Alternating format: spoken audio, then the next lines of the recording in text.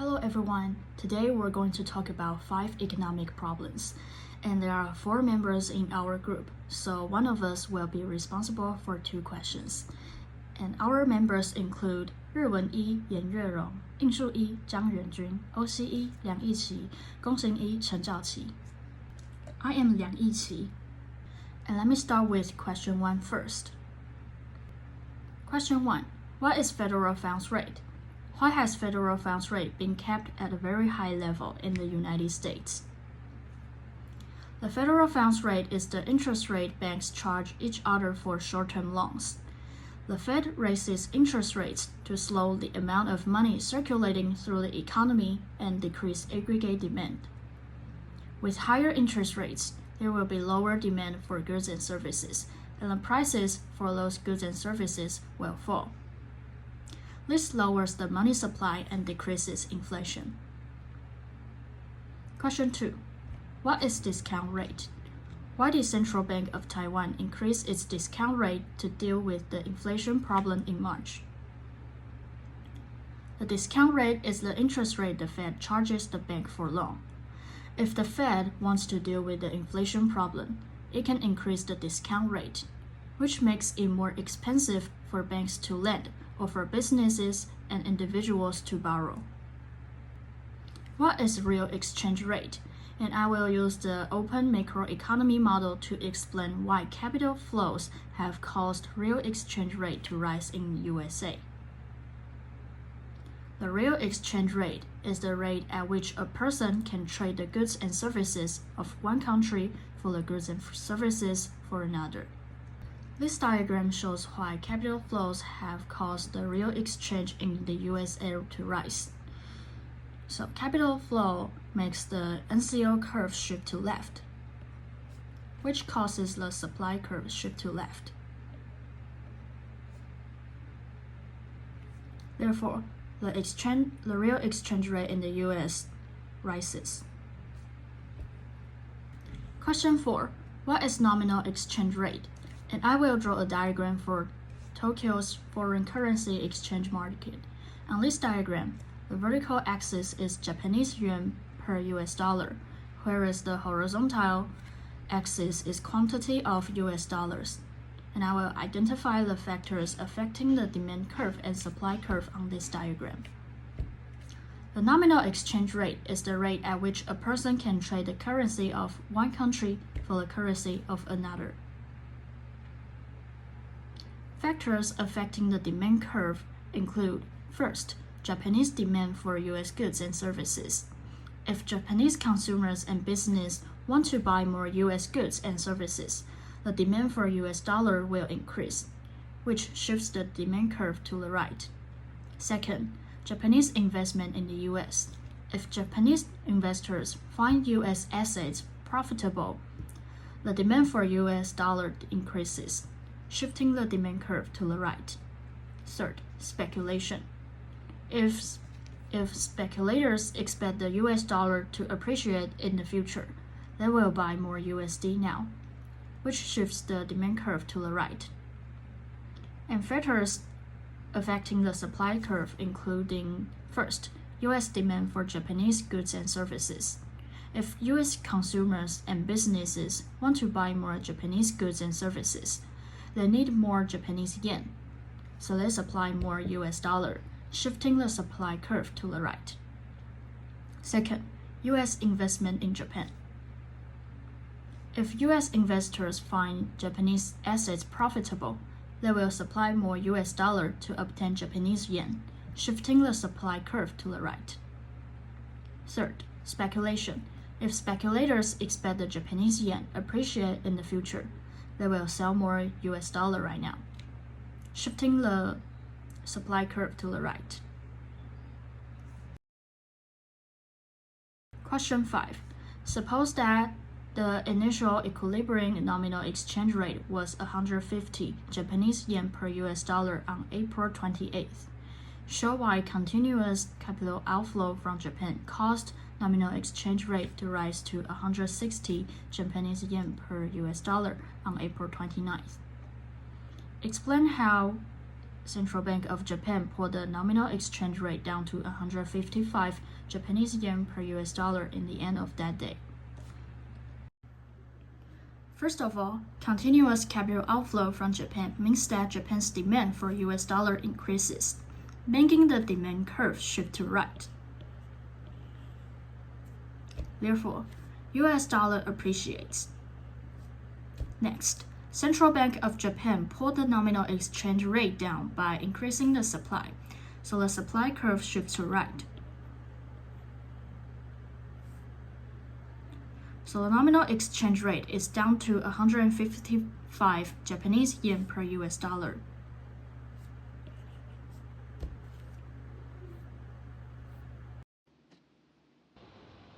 For the second and third question is introduced by me, 日文一的颜月荣. First, I will talk about the second question. China has experienced a fast economic growth since it opened the door to the world. The real estate sector has contributed to China's GDP significantly. However, since 2019, China's economy has suffered from threats of several black swans. First, there has been trade war between USA and China. Second, foreign companies have continued to leave China since the COVID-19 pandemic period. Third, China has been experiencing a real estate crisis with the collapse of giants like Evergrande and Country Garden. Lastly, China's stock market hits new 5-year low. So for the first question, how can trade war between USA and China influence the aggregate demand in China? We think China's export will decrease since the aggregate demand is consumption plus investments plus government expansion plus net export, and the net export equals export minus import. So the aggregate demand curve will shift to the left, and the price level and output will decrease. Move on to the second question. How can the leaving of foreign companies influence the aggregate demands in China? We think China's investments will decrease as well as the above question. Aggregate demand includes investment, and the investment includes foreign direct investment and foreign portfolio investment. So if the foreign companies leaving China, the investment part will decrease. And aside from that, investment decreasing also influence the consumption to decrease. The third question, how can real estate crisis influence the aggregate demand in China? We think China's investments will decrease. That investments includes housing. When it occurs, real estate crisis, people will feel their chest to certainty of future, so people will save more to face future challenges. Thus, the consumption will decrease too. Fourth question, how can stock market crash influence the aggregate demand in China? In this part, we think China's consumption will decrease because buying stock belonging to consumption. When it happens, a stock market crash, people will feel their trust to the certainty of future, so people will save more to face future challenges. Thus, the consumption will decrease. The fifth question, use appropriate model to analyze the impact of these black swans on China's real GDP and overall price in the short run and in the long run. In the short run, the aggregate demand will decrease by the reasons mentioned above, but the potential output or full employment output don't change. So the long run aggregate supply will remain the same. As the result of that, aggregate supply curve will shift to the right to back to the equilibrium. Therefore, the equilibrium will remain the same in the long run.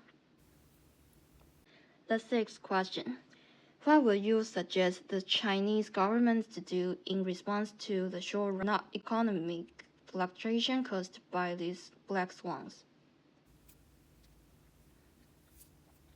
In facing the short-term economic fluctuations caused by black swan events, we recommend that Chinese government should adopt the following measures. Active fiscal policy. We can increasing infrastructure investments to directly create jobs and enhance the long-term growth potential of the economy, and also provide tax reduction and subsidies, as well as increase social welfare.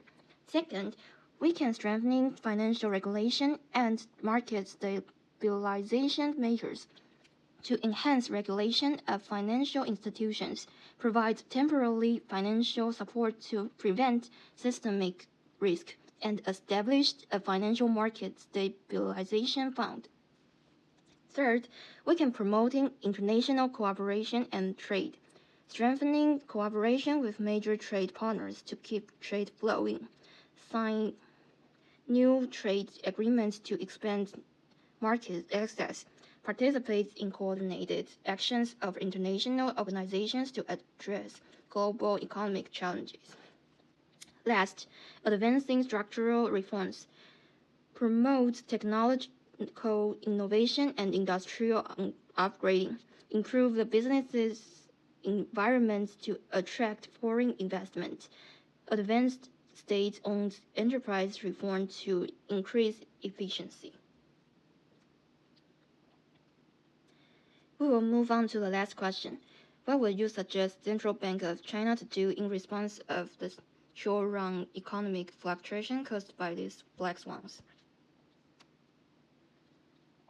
We encourage them to use expansionary monetary policy to lower the benchmark interest rate, conduct open market operations by purchasing government bonds to increase market liquidity, reduce the reserve requirements ratio for banks. Then we will move on to the question 3. Following Russia's invasion of Ukraine, the European Union adopted a number of sanctions in an attempt to immobilize the war effort. One sanction was a complete import ban on all Russian seaborne crude oil and petroleum products. The sanction sent energy prices to historic high.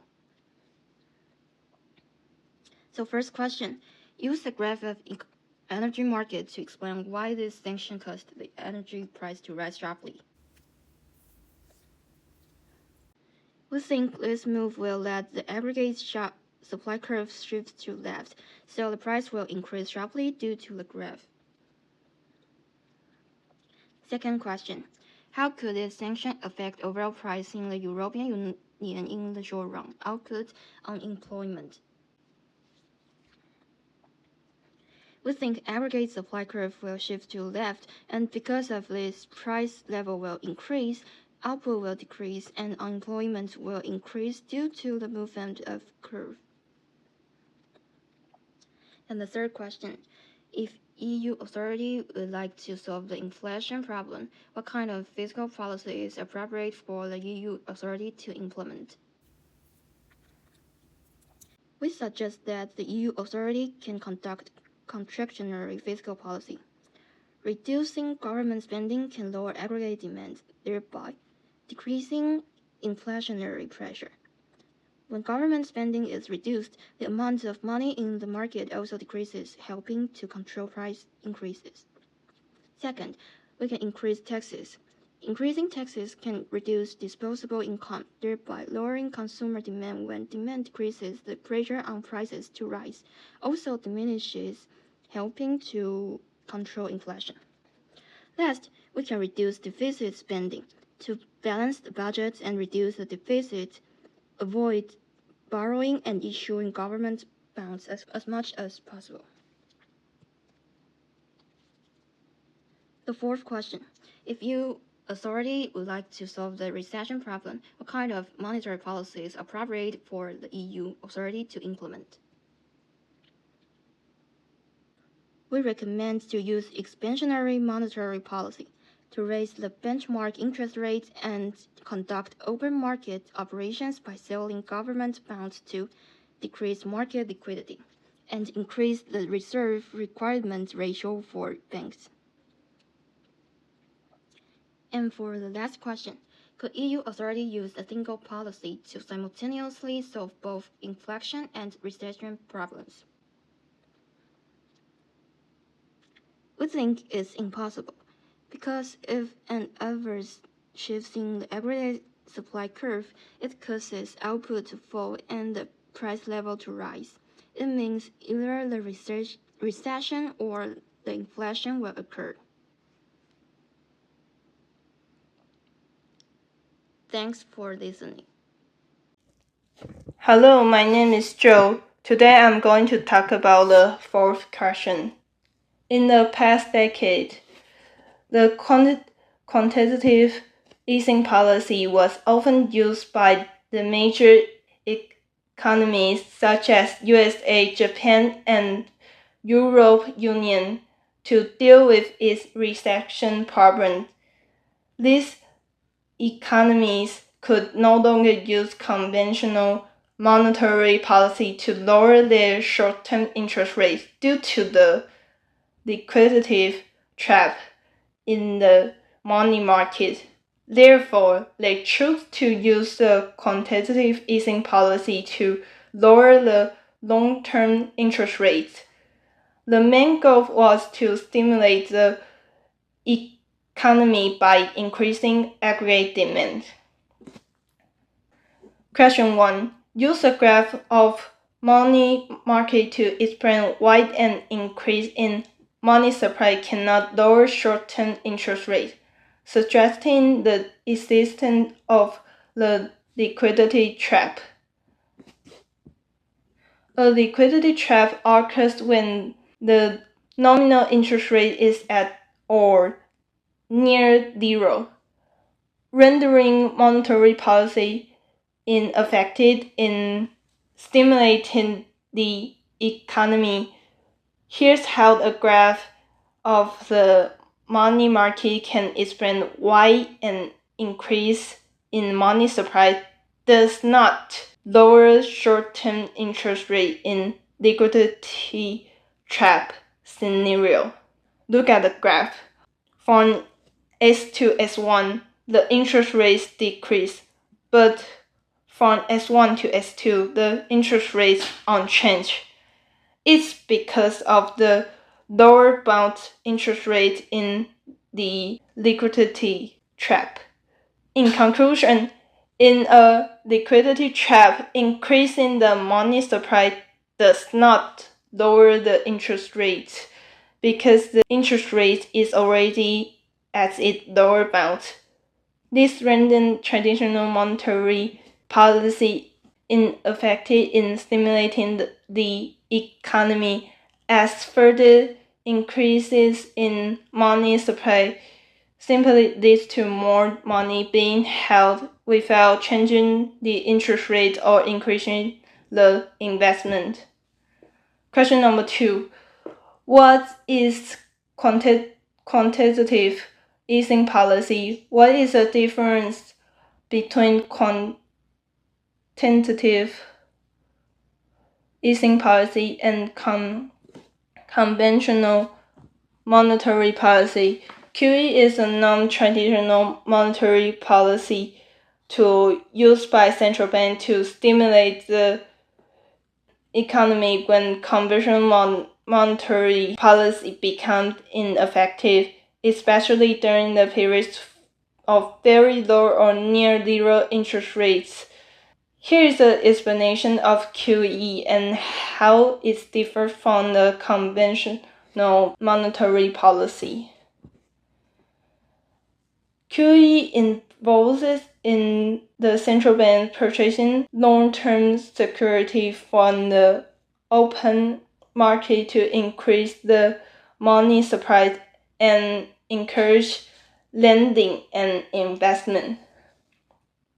These security can include government bonds, mortgage-backed security, and other financial assets.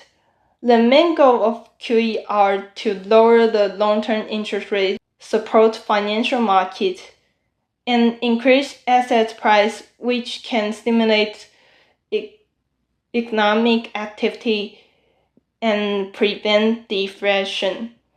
There is a key feature of QE. Briefly, the central bank buys large quantity of long-term securities, increasing the reserves of commercial banks.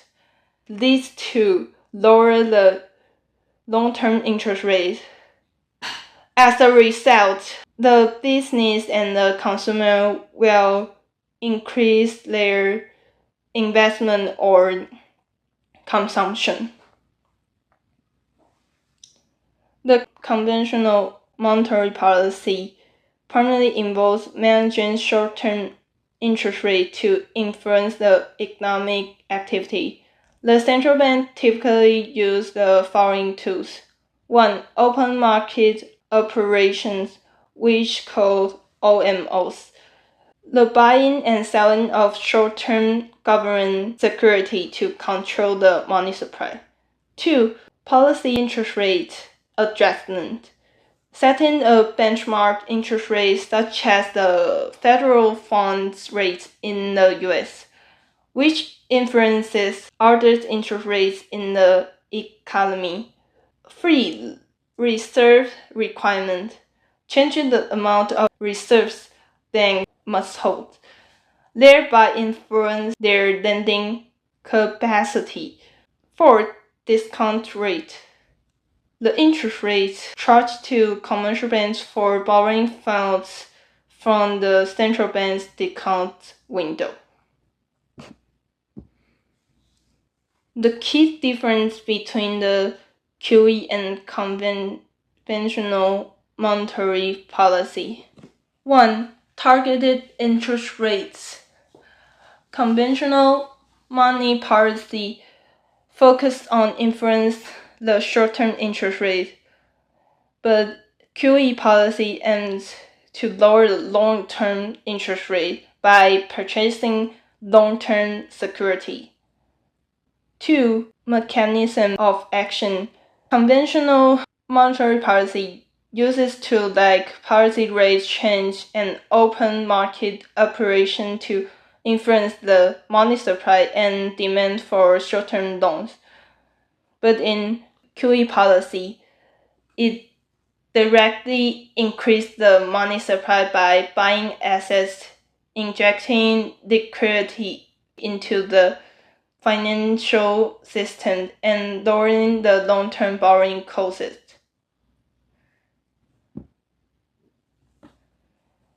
Timing and the context. Conventional monetary policy used during normal economic conditions to manage inflation and stabilize economic growth, but in QE employed during severe economic downturns, financial crises, or when short-term interest rates are near zero and conventional tools are ineffective. For the scope and the scale, conventional monetary policy typically involves smaller, more frequent adjustment to interest rates and open market operation, but in QE policy involves large-scale asset purchases over the longer period.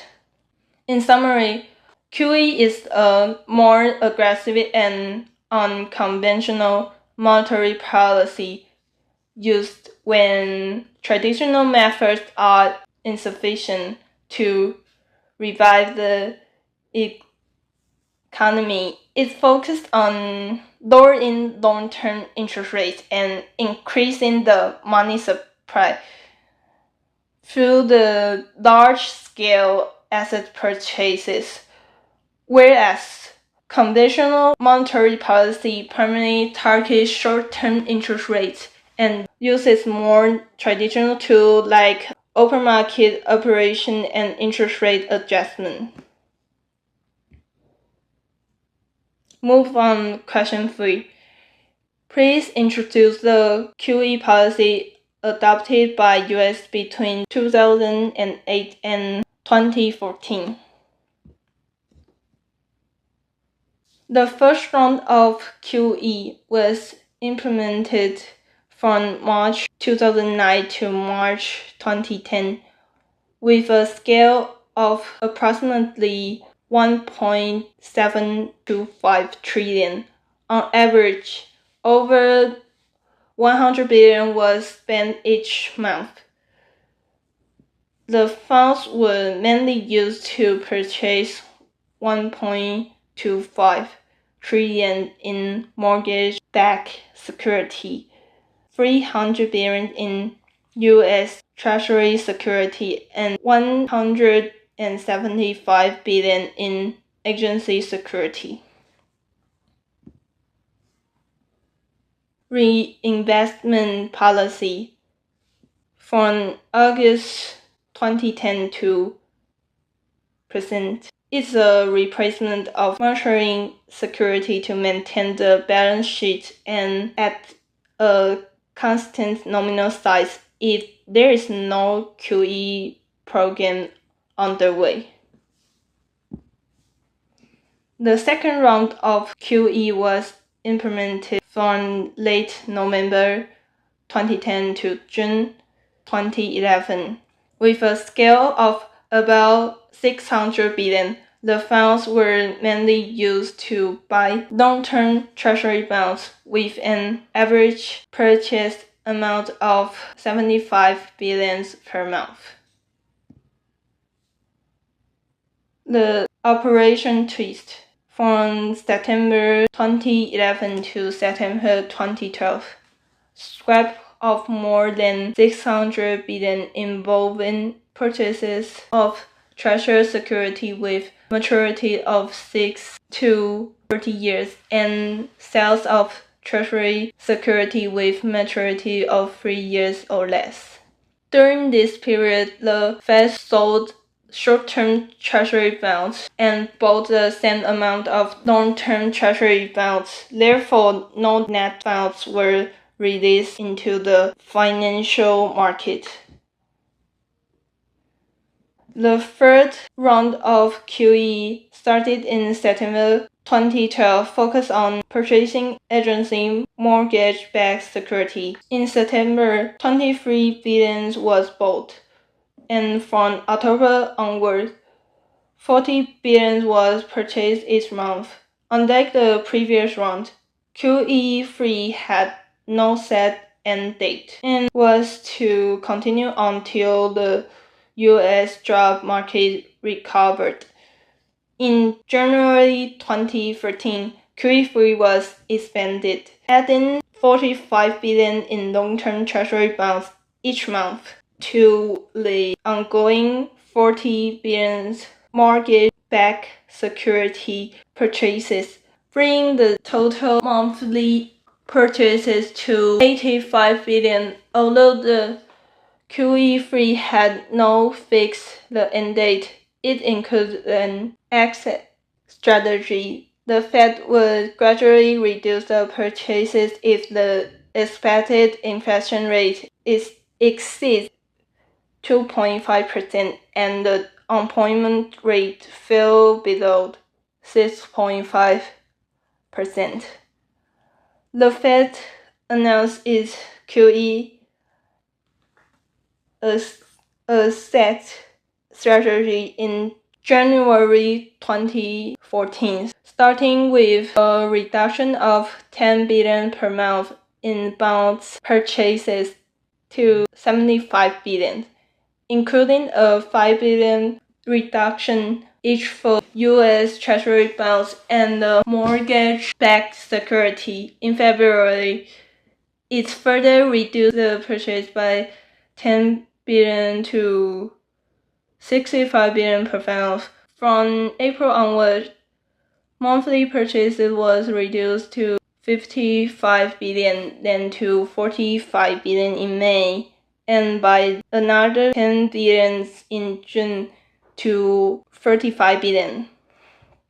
The Fed concluded its QE program in October 2014 and anticipated raising interest rates around mid-2015. Going to the question 4, explain why the quantitative easing policy could increase the aggregate demand. QE stimulates the aggregate demand by these 4 reasons. If you remember the question we said before, you can remember that the central bank will purchase a large amount of long-term security.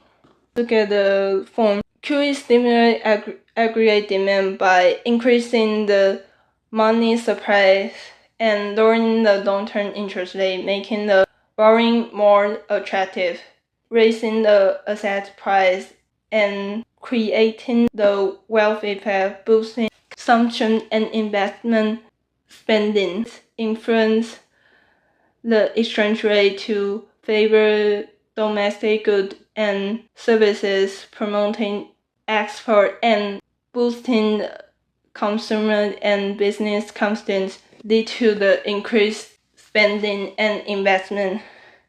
These factors work together to increase the demand, ultimately supporting economic growth and facilitating the economy transition out of recession or periods of slow growth.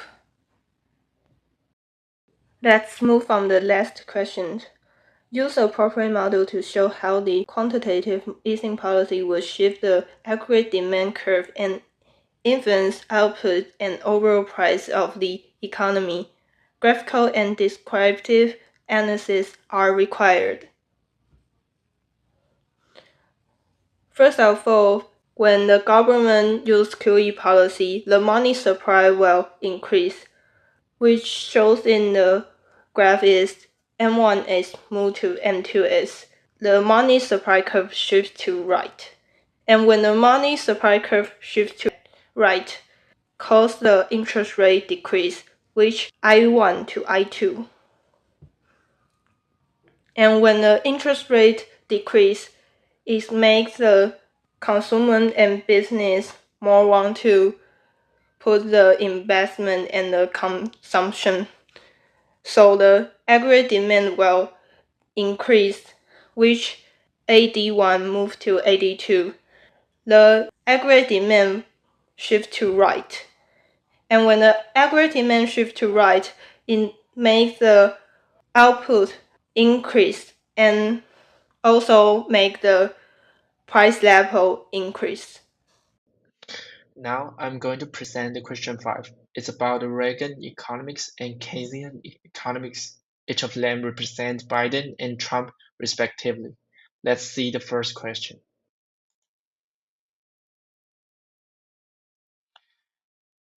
Explain the differences between Reagan economics and Keynesian economics. I will introduce them from 3 aspects: principles, beliefs, and implementation. First, Reagan economics. Principles emphasizes reducing taxes, decreasing regulation, and encouraging investment in order to boost production. Beliefs lower taxes and less regulation will lead to increased production, job creation, economic growth. The idea is that benefits will trickle down to the broader population. Implementation policies often include tax cuts for businesses and high-income earners, deregulations, and incentives for investment. Second, Keynesian economics principles focuses on increasing demand for goods and services as a primary driver of economic growth. Believes government intervention is necessary to manage economic cycles using fiscal policy, government spending and tax policies to stimulate demand during downturns. Implementation policies typically involve increasing government spending on infrastructure social programs, and other public services, as well as tax cuts for lower and middle income earners to boost their purchasing power. Second question, explain why Trump implemented tax cut policies. Biden implemented tax increase policies. Let's talk about Trump first. Trump's policies were influenced by the supply-side economics, aiming to stimulate economic growth by encouraging investment and production. Lowering the corporate tax rate was intended to attract investment, increase business profitability, and promote job creation. How about Biden? Biden's approach aligns with demand-side economics, focusing on redistributing wealth to support broader demand by increasing tax on corporations and the wealthy. The aim is to fund government programs and infrastructure projects that directly stimulate economic activity and benefits lower and middle income groups. Third question. I separate the third question into two questions. Third question 1. How can this Trump policy influence the market for loanable funds in the USA? The supply of loanable funds reducing corporate taxes increases after-tax profit for the business, potentially leading to more savings and investment by businesses and individuals, thereby increasing the supply of the loanable funds. The demand for loanable funds.